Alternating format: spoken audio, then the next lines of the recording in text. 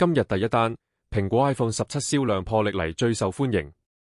哦，點解咁巴閉？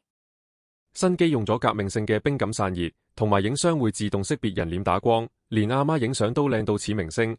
加上富克林退任前最後一擊，粉絲衝住收藏同實用一齊買，賣到斷市。所以就係靠個名氣谷銷售。下一單，馬斯克 Tesla 巨額薪酬1580億美金，但係要達標先有得攞。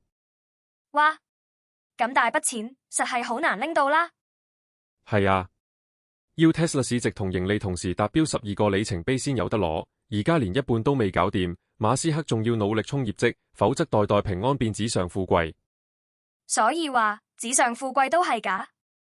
下一單，開放人工智能發現 ChatGPT 忽然中意自己加料聊 Goblin，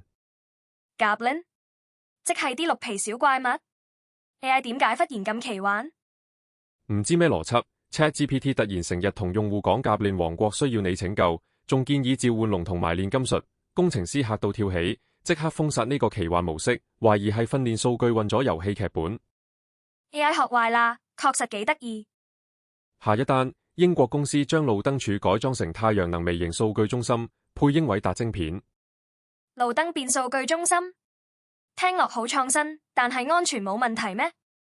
每支燈柱入面都塞滿英偉達晶片，靠太陽能供電，幫附近地區處理數據，慳地方又環保。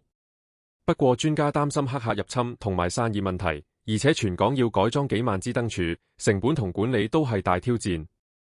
科技係幾犀利，但係幾時先普及就真係未知數。